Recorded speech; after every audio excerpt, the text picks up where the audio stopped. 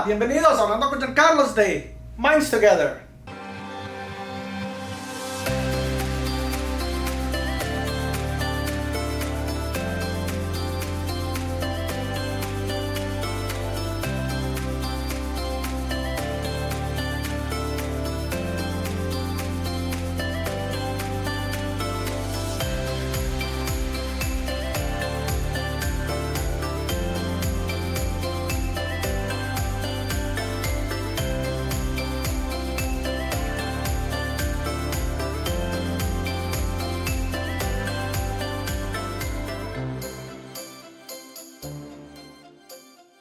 Hoy culminaremos con la serie de videos dedicados a los desórdenes de personalidad del tipo B.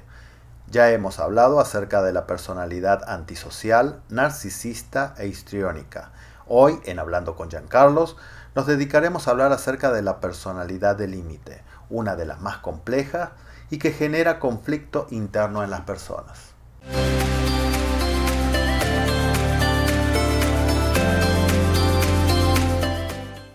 Bienvenidos a un nuevo video de Hablando con Giancarlos, auspiciado por Minds Together. Recuerden que este video no tiene como objeto diagnosticar o crear más estigma en lo que es salud mental, sino que es dar información y brindar educación acerca de estos temas. También recuerden de darle like, suscribirse a nuestro canal de YouTube. También les recomendamos que nos hagan comentarios, que le recomienden a otros amigos y también que nos sugieran temas. Así que bueno, vamos a comenzar el día de hoy y la verdad estoy bien emocionado porque después de tanto tiempo voy a volver aquí haciendo de host. Y bueno, gracias Giancarlo por tenerme nuevamente. Y bueno, ¿qué vamos a hablar hoy? Dale, Hugo, bienvenido nuevamente. Yo sé que por ahí tus fans en YouTube me estaban preguntando qué pasó con el host, dónde está Hugo, por qué no ha vuelto. Entonces aquí, si ve que yo sí escucho, entonces acá ya lo tenemos de vuelta. Perfecto. Estabas de vacaciones, por ahí me contaron, ¿no? Sí, estaba ahí por México, la verdad la Qué pasamos rico. bien, incluso tú también pasaste por ahí Sí, unos yo días. estuve por allá un par de semanitas y también estuve haciendo algunos videos en menos de un minuto por allá. Entonces, bienvenidos. Y sí, hoy vamos a hablar un desorden de la personalidad. Es más, vamos a hablar con un desorden que para mí como terapeuta es uno de los más complejos, los más conflictivos para la persona y que causan el mayor estrés para la persona misma y también para su entorno. Ajá. Entonces, yo una vez escuché hablar de este tema, del desorden de personalidad límite, y para mí fue muy difícil de entender, así que me gustaría que por ahí comencemos con eso. ¿Qué es? ¿Qué significa esto? Claro, antes para dar esa definición, quiero hacer un énfasis que este video que vamos a hacer hoy cierra el ciclo de los videos que hicimos acerca del tipo de desorden de personalidad en el grupo B. Okay. Anteriormente habíamos hecho videos sobre la personalidad narcisista, la personalidad histriónica, la personalidad antisocial y terminamos con la personalidad de límite. Claro, por ser la más compleja y la más difícil, decidí hacer esta como el último video porque va a ser un poquito más largo de los otros videos normales. Exacto, o sea, si quieren saber acerca más de los otros videos pueden volver, escucharlos y claro, seguir con esta serie. Claro, porque todos están ahí en el Minds Together PC en el canal de YouTube. Perfecto, entonces, ¿qué es la personalidad límite? Bueno, entonces al grano. La personalidad de límite, de acuerdo al Manual Estadístico y de Diagnóstico de Salud Mental, en su volumen o versión número 5, se define como un patrón generalizado, oigan bien la palabra, generalizado de inestabilidad de las relaciones interpersonales, situaciones de autoimagen y también de manera afectiva. Entonces es una, digamos, una inestabilidad que afecta a la persona, cómo se relaciona con ella misma, cómo se relaciona ante los demás y cómo puede, digamos, en algún momento regular sus propias emociones. ¿Okay? Estos patrones que son muy generalizados están muy marcados por mucha impulsividad y esta impulsividad comienza después de la adultez, o sea, cuando la persona ya es un adulto, y tiene algunas características que tienen que estar presentes. Y esas características, por lo menos de acuerdo al manual estadístico, tienen que ser 5 características de 9 características para poder dar un diagnóstico correcto de la personalidad del límite. Que obviamente lo puede dar tanto un psiquiatra como un licenciado clínico, o sea, un terapeuta licenciado clínico en el estado que esté practicando. Ujú. Bueno, entonces tú mencionaste que esto es una un desorden de la personalidad. Correcto. ¿Cuál es la diferencia con un desorden de salud mental? Porque nosotros estuvimos hablando obviamente de muchas veces de eso, pero la gente se confunde, yo me confundo.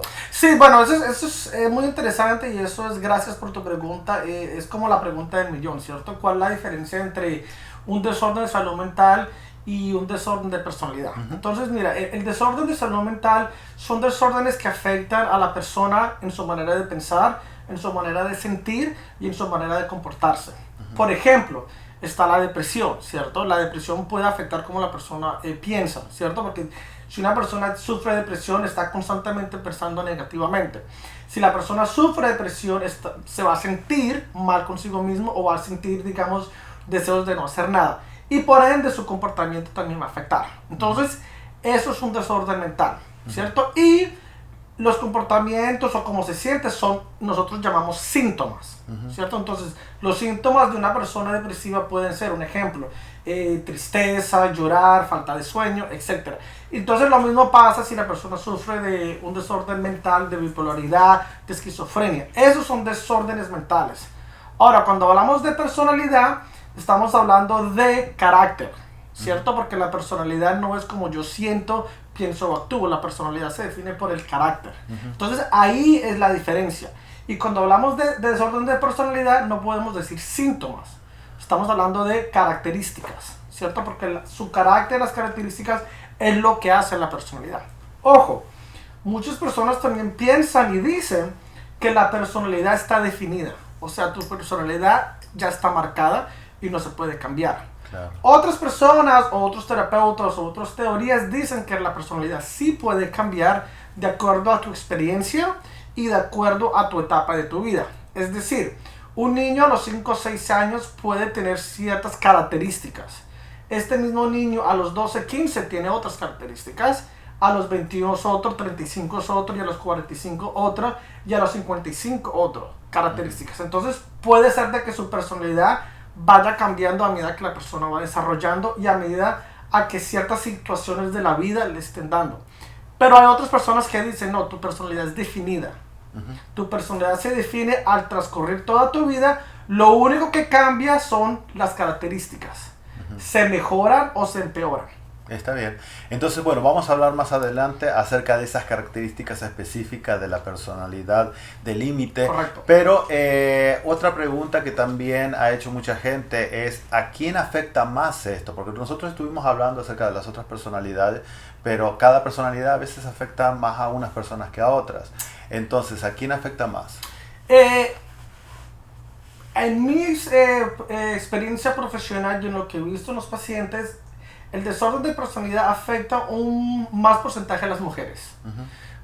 Como el desorden de personalidad narcisista afecta un porcentaje más de adultos. Entonces, yo siempre he dicho, ¿cierto? Al hombre es el narcisista y la mujer es la que sufre de personalidad de límite. Se han hecho demasiados estudios, muchos dicen que es debido a los cambios hormonales que la mujer tiene, otros dicen que es falta de menos estrógeno, más estrógeno, pero en sí los estudios comprueban de que esta personalidad de límite afecta más a las mujeres. Esto no quiere decir de que el hombre está excepto a esta condición, porque sí hay muchos hombres que sufren de la personalidad de límite, pero se confunden con ser narcisistas o simplemente el hombre no tiende a buscar más recursos, más ayuda de salud mental, ¿cierto? Porque entonces siempre se ve como la salud mental que es algo más de mujeres, es una debilidad, y por eso se ve más pacientes también mujeres ir a terapia que los hombres. Exacto. Así que, bueno, la otra pregunta para seguir con el tema es, bueno, ¿cuáles son las características? Ya hablamos de que no son síntomas, como lo explicaste anteriormente, pero sí cuáles son las características que tienen este tipo de personalidad. Entonces ahí volvemos a lo mismo. Entonces, de acuerdo al Manual Estadístico y Diagnóstico de la Salud Mental en su volumen 5, para poder diagnosticar a una persona con la personalidad límite, la persona tiene que tener por lo menos 5 de 9 características que son bien definidas y tienen que estar presentes en la gran mayoría de su adultez. O sea, no es algo que la persona está haciendo, digamos, 3 veces a la semana y ya paró de hacer. O sea, es un patrón constante de la persona, por eso se dice personalidad, ¿cierto? La persona tiene que hacer este patrón, tiene que hacer este comportamiento regular, normalmente la mayoría de los días por toda su vida. ¿Ok? Entonces, algunas de esas características son, o digamos las más comunes y las más frecuentes. Pongan atención, ¿no? Miedo excesivo al abandono. Este miedo excesivo al abandono puede ser un miedo real de un abandono o puede ser un miedo imaginario. ¿Ok? ¿Qué quiere decir eso? Miedo excesivo al abandono. Cuando es real el miedo es porque sí, terminé mi relación, ¿cierto? O un ser querido se ha muerto. Ese es un abandono, ¿cierto? Ya no está. Un miedo imaginario es que la persona cree persistente y constantemente de que me van a abandonar. ¿Qué quiere decir eso? Vamos a ser un poquito más específicos. Yo tengo a mi pareja. Yo texteo a mi pareja. ¿Cómo estás? ¿Qué haces? Y mi pareja no me responde mismito. Ya automáticamente yo estoy pensando algo. Me lo estoy imaginando. ¿Será que me terminó? ¿Será que está enojado? ¿Por qué no me contesta? ¿Por qué no me textea? Y yo vuelvo y lo texteo. Y resulta que mi pareja me responde y me dice, oh, apenas recibí usted, lo que pasa es que estaba en el tren y no había señal.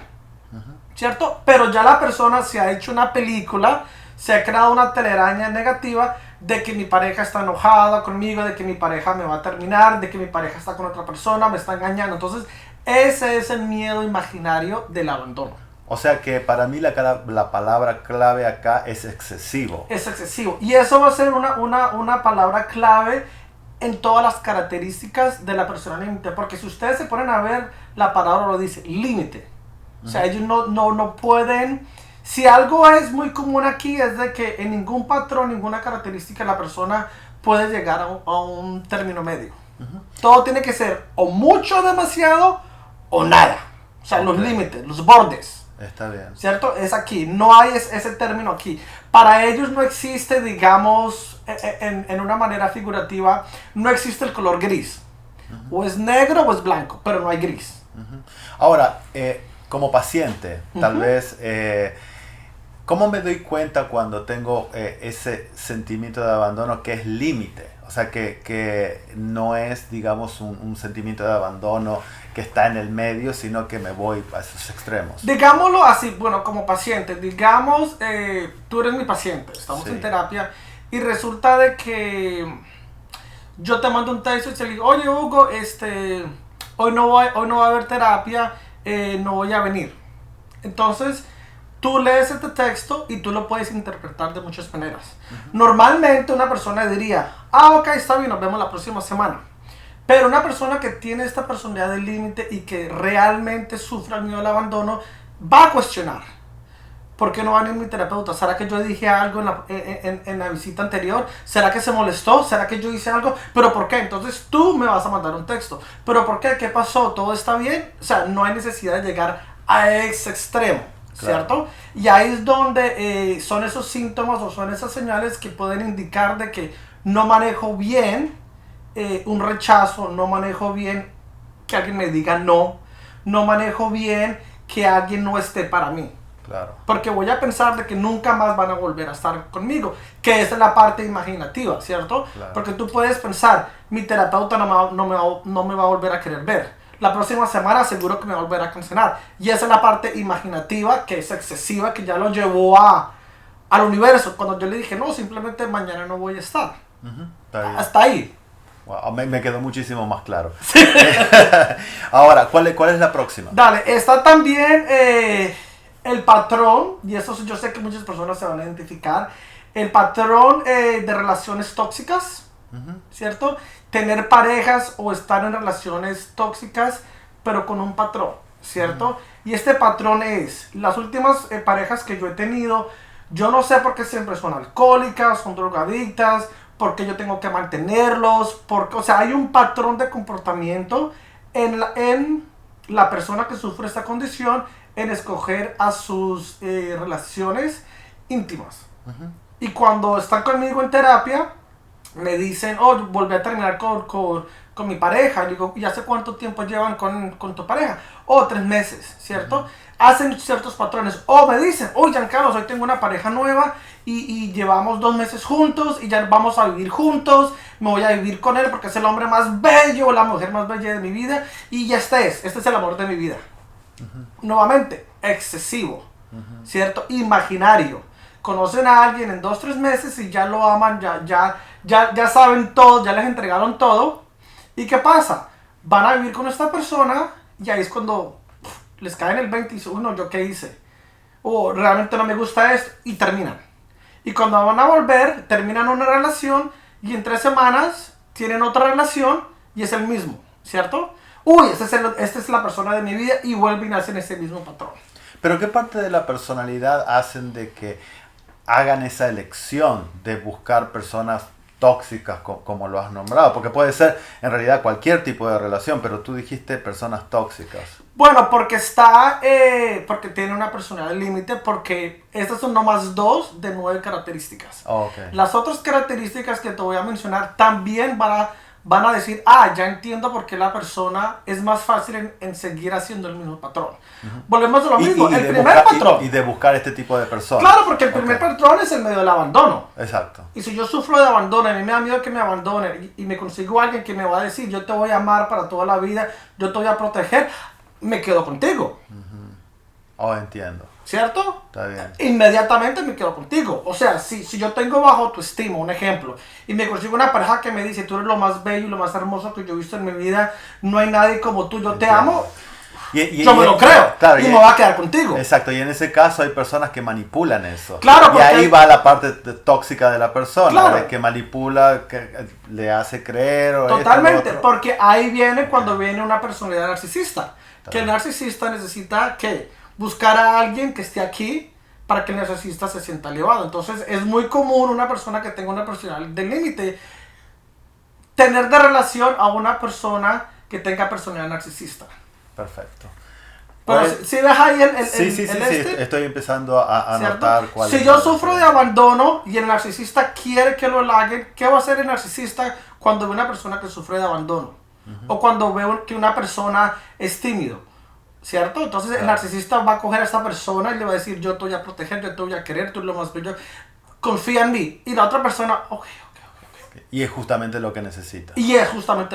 Entiendo. ¿Okay? Entonces, la otra es, tiene una identidad no definida en cuanto a su sexualidad, a cuanto a su propia imagen y a cuanto el valor que ellos se dan a sí mismos. Y como no tienen eso claro, necesitan inconscientemente buscar a alguien que realmente se los diga. Entiendo. Entonces ahí es cuando viene de pronto una persona narcisista. El narcisista te estudia y te dice, esta persona no se quiere, esta persona no se valora, yo necesito tener a alguien que me diga lo bueno que estoy. Ya sé qué decirle a esta persona. Tú eres bello, tú eres lo más hermoso que yo he tenido en mi vida, yo te amo, yo te quiero, yo te acepto como tú eres. La otra persona, ¿qué va a hacer? Este me quiere, este me acepta. Ok, yo la cojo y la manipulo como narcisista. Claro. Como tener un desorden de personalidad que no me quiere, yo digo, por fin encontré a alguien que me quiere. Y ahí es cuando se vuelve una relación tóxica, porque el narcisista dice, si tú me quieres y me amas, haz esto por mí. La otra persona dice, sí, lo voy a hacer, porque yo te amo y tú eres la única persona que me acepta a mí. Entonces ahí ves ese juego psicológico entre parejas. Exacto. ¿Okay? Otro también es muy marcada por la impulsividad, comportamientos erráticos, excesivos. Impulsividad en cuanto a tener sexo, irse de compras, alcohol, drogas, apostar, ¿cierto? Todo eso son comportamientos impulsivos que la persona hace para de pronto no lidiar con el miedo, para de pronto no lidiar con su relación tóxica, para de pronto no lidiar con su no conformidad de su valor y su baja autoestima. Entonces va a recurrir a esos comportamientos impulsivos para olvidarse de todas estas situaciones. Que es mucho mejor pretender y olvidarme de que algo no esté pasando, afrontarlo y ser realista, ¿cierto? Entonces recurren a esos comportamientos. Otras características también son comportamientos autodestructivos. cuando la persona se hace daño a sí mismo, cuando la persona utiliza el suicidio o ideas para hacerse daño con el propósito de que la otra persona no los abandone. Entonces es muy común decir, si tú me abandonas, yo me voy a tirar del tren. Es tanto el miedo que yo tengo del abandono que voy a recurrir a esa excesividad de matarme o hacerme daño. ¿Para qué? Para lograr que la otra persona diga, ok, no lo hagas, yo me voy a quedar contigo. Claro. ¿Sí me entiende? Entonces, pero todo es excesivo. Otra característica también es, las personas tienen este sentimiento de vacío. Tienen un sentimiento de vacío en sus propias emociones. Porque no es lo mismo. No pueden regular esa emoción, o sea, es una emoción muy fuerte o es una emoción muy débil, pero no hay un término medio en ese momento. Otro también es el enojo excesivo, el enojo inapropiado, ¿cierto? Son personas que se irritan muy fácil, tienen frustraciones muy rápidas, pero todo lo tiran para ellos. Para mí, que lo he visto en terapia, cuando las personas que sufren de esta personalidad se enojan, ellos no demuestran enojo, ellos lo que demuestran es la furia. Okay. Es la furia, ¿cierto? Ellos no escuchan, no leen, se les ven en los ojos, empiezan a temblar, es furia lo que ellos les dan. Y ya la última de las 9 es la vamos a ver si lo digo bien, desasociación excesiva. ¿Qué quiere decir eso? Era lo que yo estaba diciendo. Cuando yo tengo mucho miedo al abandono, cuando yo tengo mucho miedo a una relación, cuando yo tengo mucho miedo a sentir lo que estoy sintiendo, puff, la mente la desaparezco y hago otras cosas, otros comportamientos dañinos para no tener que sentir lo que estoy sintiendo, ¿cierto? Porque es muy incómodo sentir miedo, es muy incómodo sentir enojo, es muy incómodo sentir de que no estoy feliz. Y como no quiero sentir eso porque no lo sé regular, claro, entonces voy a tratar a tener sexo. Voy a tratar de ir a comprar, voy a tratar de manejar el carro a una velocidad altísima. Me voy a ir de vacaciones, me voy a perder para no lidiar con las situaciones. Wow, o sea que son, bueno, ya hemos nombrado 9 características. Yo creo que, como siempre, vamos a ir ahora a explicar cuáles pueden ser las posibles causas. Pero antes que eso, vamos a hacer una pausa. Uy, ¿no vamos a decir las causas de una? No. Vamos a hacer tienen que esperar, qué pena. Esperen unos segundos y volvemos. Dale, nos vemos ahora.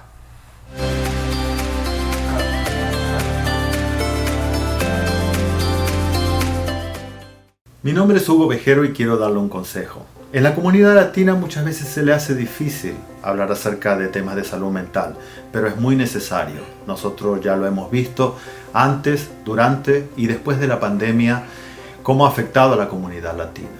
Por eso, dé el primer paso y llame a Minds Together, que terapeutas especializados podrán asistirlo.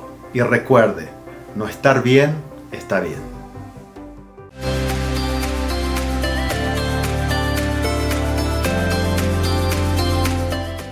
Bueno, volvemos al tema. Giancarlos, estábamos hablando acerca de las características. Ahora, después de haber nombrado esas 9 características, la verdad entiendo por qué la persona puede sentirse tan afectada por esta, desorden de la personalidad. Pero también es importante saber cuáles son las causas. Y sí, creo que no es tan fácil explicarlo, ¿verdad? Claro, no es tan fácil explicar las causas como no es tan fácil de explicar las características o el desorden de la personalidad. Porque este desorden, a comparación de los otros desórdenes de personalidad, tiene algo muy distintivo. La gran mayoría de las personas que tienen otros desórdenes de personalidad están bien con ese desorden, les gusta, les trae algo. Un ejemplo, la persona que sufre el desorden de narcisista, le gusta ser narcisista. Para él piensa que no hay nada malo, ¿cierto? Para el narcisista, el mundo le debe a él. Para una persona que sufre el desorden de personalidad histriónica, piensa de que yo soy el centro de atención y cuando yo llego a una fiesta todo el mundo me tiene que ver. No hay nada malo en eso, ¿cierto? Claro. La persona que tiene ese desorden dirá, no hay nada, usted es el envidioso, claro, ¿cierto? Pero para la persona que sufre el desorden de personalidad de límite, sí le afecta y la persona no puede controlarse y la persona no se siente feliz. O sea, ¿quién quiere estar feliz con un miedo constante de ser abandonado? ¿Quién quiere estar feliz con una impulsividad que no la puede controlar? quien puede estar feliz a sentirse vacío, ¿cierto? Entonces, esto es lo más difícil y lo más significativo de la persona, que no es que la persona se sienta orgullosa ni quiera hacerlo, sino que muchas veces la persona no tiene la capacidad emocional de autorregularse y no sabe cómo hacerlo, porque de pronto no tiene las herramientas. Y también esto afecta a todo su entorno, afecta a su trabajo, afecta a sus relaciones interpersonales, por eso esa es la definición, ¿no? Afecta a su autoestima, afecta cómo la persona ve o cree que el mundo lo está viendo a él o a ella. Y eso es muy difícil poder controlarlo. Claro. ¿Sí me entiende? Entonces, quiero hacer ese enfoque de que no es, claro, ningún desorden es bueno, como digamos, sentirse orgulloso, pero más particularmente a esto. Y eso es lo que lo hace tan difícil y estigmatizante para buscar ayuda. No, y además tú estabas hablando, o estábamos hablando cuando estábamos preparando el tema, era de que lleva los sentimientos y muchas de las cosas, como digo, a los límites, ¿no? O es blanco, o es negro, o es horrible, o es maravilloso. No hay como términos medios en este tipo de personalidad. Claro, mira, tú puedes, para ti yo puedo ser tu mejor terapeuta. Claro.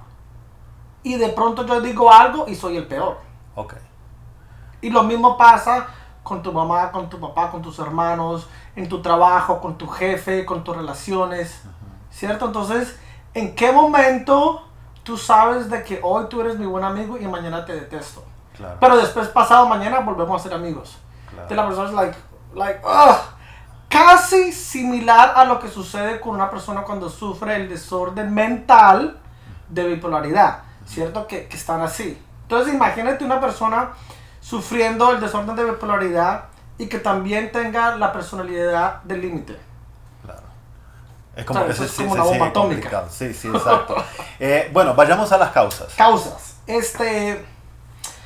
Causas, para mí como profesional, y las teorías, lo que he estudiado, y lo que he leído, y lo que he escuchado, y lo que los pacientes han traído, para mí yo veo que hay dos causas. Una causa, y lo he dicho siempre y siempre va a ser la primera causa, esa, vamos a ver si lo digo bien, vulnerabilidad biológica, que es la parte genética química en el cerebro y la parte hereditaria. Obviamente estamos hablando de personalidades y de salud mental. Hay estudios que te dicen así, este es el gen genético o este es el químico responsable por un desorden de personalidad. No. ¿Cierto? Pero entonces estudios dicen de que la persona ya viene predispuesta. Por eso se dice la vulnerabilidad, lo estoy diciendo mejor. Sí. Vulnerabilidad biológica, la persona ya viene predispuesta. Es como decir, bueno, yo soy así, soy tímido, o soy de esta manera, o soy de la otra. Claro, es algo como que viene de uno y... Claro, o sea, les voy a dar un ejemplo. Pongamos 10 niños, sí, de 5 años, ajá, en un cuarto. Dejémoslos solos. Vamos a ver cómo van a interactuar. Y esos 10 niños solos en un cuarto, uno de pronto se va a poner a llorar. El otro se va a poner a pelear. El otro se va a tirar en un rinconcito. Hay otros que se van a poner a jugar. Hay otros que se van a poner a hablar, ¿cierto? Hay otro que va a estar contento. Hay otro que se va a poner a tocar, a mirar. ¿Quién define eso? Entonces ahí es donde se dice, genéticamente ya nosotros tenemos una predisposición. claro. Ahora, ¿qué pasa? Tenemos esa predisposición biológica, genética o química. Esa es la primera parte. Y ahí viene lo que yo digo, y no es por echar la culpa, ahí viene la parte de la responsabilidad de los padres o de los cuidadores del infante, que es la parte, el entorno familiar y social. O sea que la primera era la vulnerabilidad biológica. Ajá. Y el otro es el entorno o el ambiente. Claro. Okay. Que es el entorno ambiente, que es decir, ¿dónde este niño que ya tiene una vulnerabilidad biológica, dónde crece? ¿Cómo crece? ¿Cierto? ¿De dónde el niño aprende o no aprende a regular sus emociones? ¿De dónde el niño aprende cómo expresar un enojo? ¿Cómo expresar, no, yo no quiero hacer esto porque no me gusta? ¿Cómo expresar amor? ¿Cómo expresar sentimientos afectivos. ¿De dónde el niño aprende eso? Claro, de los padres o no lo aprende. O no lo aprende. Por Pues ahí está. tal vez hubo ausencia de esas cosas. Entonces esas son las dos causas para mí, la vulnerabilidad biológica y el entorno familiar y social. Está bien. Y eso me hace pensar a mí, entonces, obviamente, la importancia del rol de los cuidadores. O sea, porque puede ser cualquier persona. Sí, claro, el tío, el hermano mayor. Exacto. Y tan importante es el rol que uno para cumplir ese rol, como todo, tiene que estar preparado para eso. Entonces, ¿cuál es la mejor manera que tú piensas de poder prepararse para tratar con estas situaciones? Mira, aquí en Minds Together, en la clínica nosotros atendemos niños, adultos y parejas. Pero hay algo más que nosotros hacemos. Cuando el padre o el cuidador trae al niño, normalmente viene el terapeuta, busca al niño y el niño va a la oficina con su terapeuta. Pero entonces se queda el cuidador esperando al niño, digamos, en la sala de espera. Entonces ahí es cuando yo aprovecho y le digo, mire, tú ya estás acá, ¿por qué no hablas con el terapeuta para ver qué está sucediendo? O sea, integrarse y involucrarse en el proceso terapéutico del niño. Pero me da mucha curiosidad porque muchas veces el cuidador me dice a mí, no, yo no tengo nada, es el niño. El niño es el problema, el niño es el ansioso, el niño es el que tiene problemas en la escuela. Yo estoy bien, a mí no me pasa nada. Está bien. O sea que todavía está.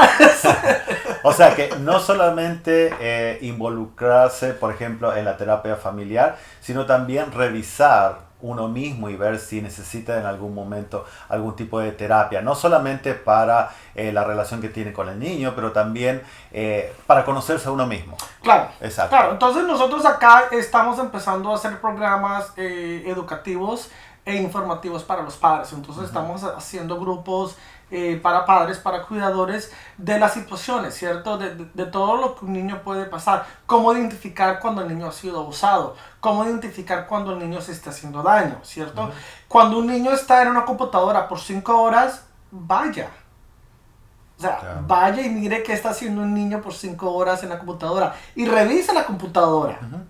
Bueno, vamos a seguir hablando de eso, porque la verdad que es un muy buen proyecto para los padres y yo creo que Minds Together ya está en la posición de poder hacer más al respecto. Claro que sí. Pero volviendo entonces al entorno social y familiar, ¿qué más podemos hablar acerca de esa causa? Mira, aquí es una falta muy fundamental porque los cuidadores sí tienen mucho que ver en la formación y en el desarrollo del niño, en su personalidad, en sus emociones, para llegar al adulto. Entonces, ¿qué quiere decir esto? Yo en mi práctica tengo muchas personas que sufren de este desorden de personalidad del límite, adultos.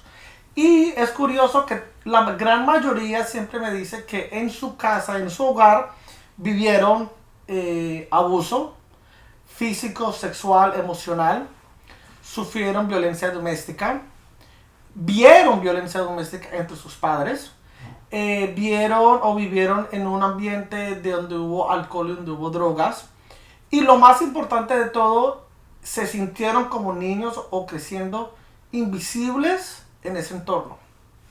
¿Qué quiere decir eso?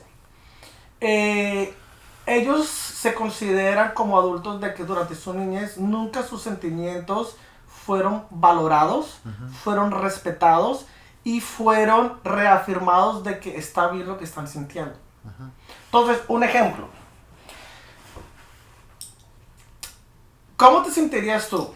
Llega una niña y le dice a la mamá, una niña de 7 años, mami, mira que anoche cuando mi papá llegó borracho a la casa y tú no lo dejaste dormir, mi papá entró a mi cuarto y me manoseó. ¿Cuál sería la respuesta más, digamos, la respuesta, yo no quiero decir la correcta, pero cuál sería la respuesta que la niña se sentía valorada, respetada y al mismo tiempo sensible a lo que le pasó? Bueno, que la madre le dijera qué. Bueno, yo creo que primero sería que sienta que le están creyendo. Número 1. O sea, que validen lo que yo estoy diciendo. Ajá. Y la otra, tal vez tratar de escuchar como ¿cómo me va a cuidar después? Ok, entonces necesito esa certificación de que me van a proteger. Claro. Ok, entonces la niña le dice esto a la mamá. Pero ¿qué pasa si la mamá le dice a la niña, usted es una mentirosa, usted cómo habla de eso de su papá? Y encima llega la mamá y le da una cachetada a la niña. Donde usted me vuelva a decir eso, la voy a coger y la voy a cascar. Cómo habla mal de su papá, si su papá la ama, si su papá... Por él estamos aquí, su papá es el que paga la renta, usted qué clase de hija es, y bla, y bla, y bla, y bla. ¿Qué mensaje tú crees que la niña va a recibir a los 7 años? Bueno, no, la verdad que demasiados mensajes y todos erróneos y todos para todos lados. Pero va a escuchar dos cosas. Ajá, Uno, no me cree. claro. Y dos, entonces esto me volverá a pasar. Claro. Entonces ya no estoy segura aquí. ¿Cierto? ¿Cuál va a ser el resultado? Va a crear ese odio y resentimiento a la mamá, y con el papá va a tener ese miedo de que le van a volver a abusarla. Y lo más probable es que como la mamá no le creyó, la mamá va y le dice al esposo, mire su hija con lo que sale, que es que usted la tocó estando borracho. El papá, ¿qué va a decir? Ay, ¿cierto? El papá va donde la niña y le dice, si ves, te lo dije. Ahora tu mamá no te cree por mentirosa. Ahora yo soy el único que te va a proteger y te va a cuidar, pero yo te voy a hacer esto. Entonces, si ves, ahí donde empieza, desde los 7 años. Eso es a los 7. Ahora, ¿qué pasa cuando estamos hablando desde los 5 años? Sí. Wow, la verdad que sí, bien fuerte todo lo que acabamos de discutir, pero lo que veo yo es de que esa condición, ese ambiente y esa situación en sí, obviamente va a generar muchas cosas en la niña, tenga o no tenga un desorden de personalidad. Total, claro, y claro. que obviamente va a tener que ser tratado y va a tener consecuencias para cuando sea adulta. Pero obviamente, si además de eso uno tiene una vulnerabilidad biológica con respecto a cualquiera de las desórdenes de la personalidad, lo que va a hacer es exacerbar, agravarlas, mantenerlas o desarrollarlas a puntos más extremos cuando uno es adulto. Claro, totalmente. Ahora, ese es uno de los casos más extremos, ¿cierto? Claro. Que es el abuso más extremo que un niño puede sentir. Ahora, también, o sea, no hay que irse al extremo, vamos a ir en término medio. Llega el niño de 8 años y le dice al papá, creo que hemos hablado de este ejemplo, ¿cierto? Papi, mira, saqué un 80 en el examen. ¿Cuál sería una reacción? Lo felicitaría. Por ese 80. Exacto. Oh, wow, chévere. Pero también puedes desvalidar eso y decir, 80, usted no puede ser más. Uy, no, usted tiene que hacer el 100, eso no me sirve para nada. Exacto. Plito se queda así, like, Claro. ¿cierto? Mi primo, su hermano. Yo tengo mi amigo que siempre saca 100. Es más, vea a su hermano de 15 años está en la clase 1. O sea, esa comparación, ¿cierto? Claro. Entonces, ahí empieza. Exacto. Y entonces, si una personalidad tiene este desorden de personalidad límite y una de las características es no valorarse, no estar tan seguro de sí mismo, esta desvalorización del padre aumenta ese sentimiento. Claro, aumenta ese sentimiento de ¿qué? De vacío. De vacío, Ajá. desasociación excesiva, desregulación emocional. Porque ¿qué pasa a esta niña de 7 años? Cuando es la noche, ella ya va a estar programada ¿a qué? Va a venir papá borracho y me va a tocar. Claro. Y como a mí no me gusta, entonces voy a pensar en algo, voy a cerrar. Viene el papá, la niña ya sabe lo que va a hacer. La niña se queda así, ¿cierto? Tóqueme aquí, hágame acá, porque yo lo he escuchado. Y le digo al adulto, ¿cierto? Cuando eso te pasaba, ¿tú qué pensabas? No, yo pensaba que estaba jugando con mis Barbies, yo pensaba que estaba en el parque, yo pensaba que estaba en vacaciones, menos de lo que le estaba pasando. Después les decía, después de eso, ¿tú qué sentías? Oh, me sentía asquerosa, me sentía sucia, me sentía cochina, que yo no valgo nada, ¿no? Todo esto, identidad no definida. Ahora, ¿qué pasaría? El mismo ejemplo, ¿cierto? Porque yo creo que es el ejemplo más concreto que se puede dar. La niña le dice esto a la mamá le cree.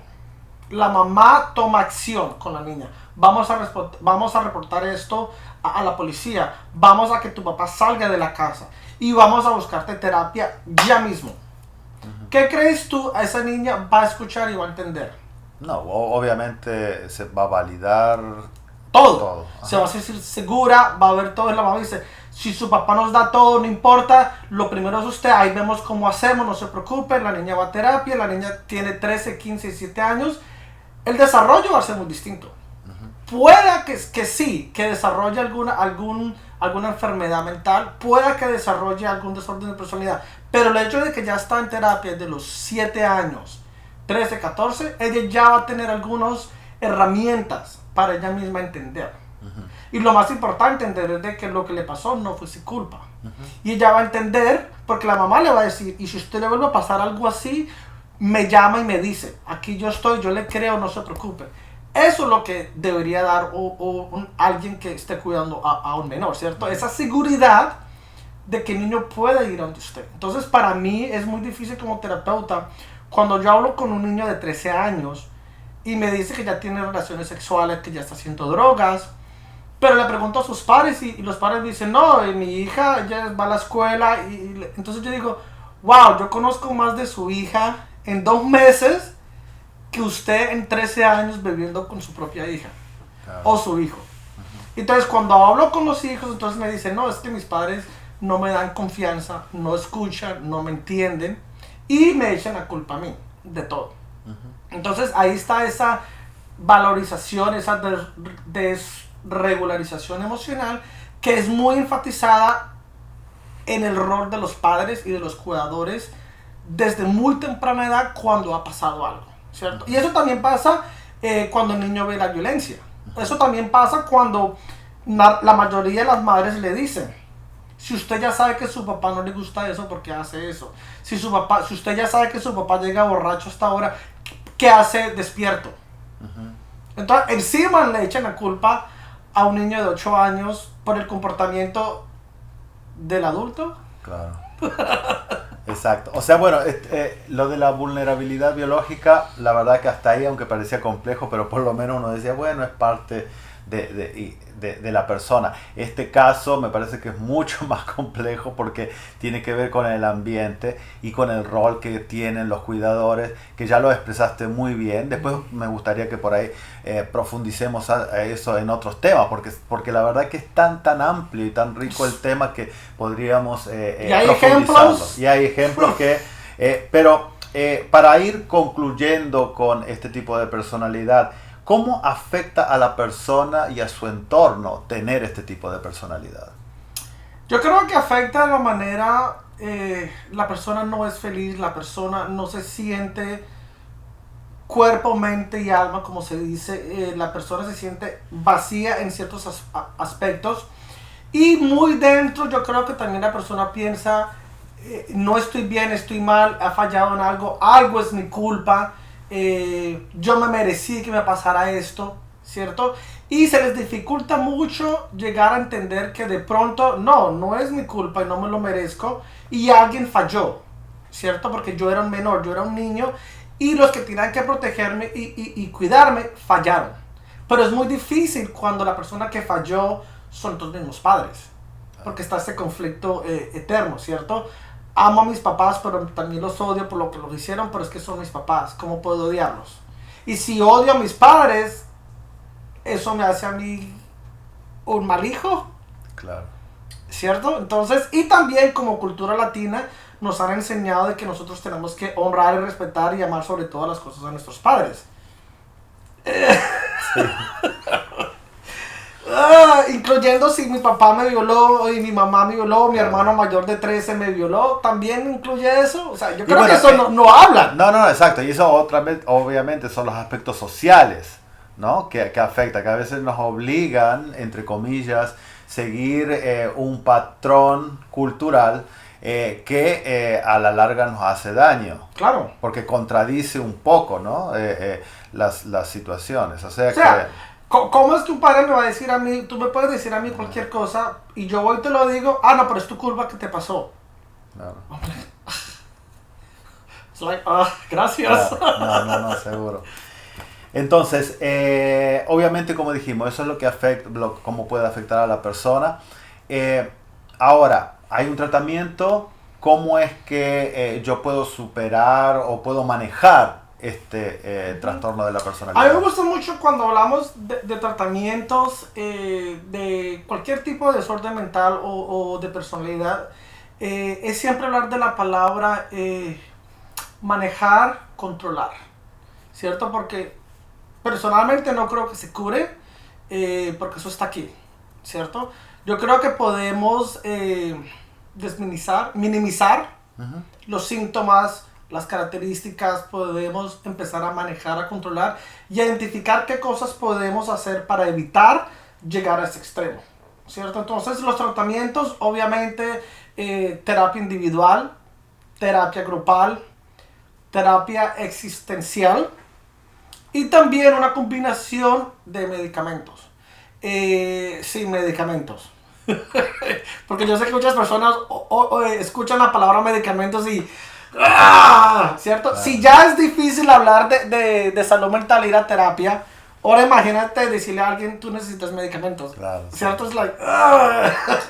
Ahora, los medicamentos porque son importantes. Porque como la persona tiene dificultad en regular sus propias emociones debido a, digamos, a esa impulsividad o a ese enojo, los medicamentos lo que hacen es que te ayudan químicamente y biológicamente a bajarle el tonito, como se dice, ¿cierto? A que esos síntomas y esas características no sean tan excesivos, sino bajémosle. Si tú estás al 10, la medicina te va a ayudar a que estés al 4.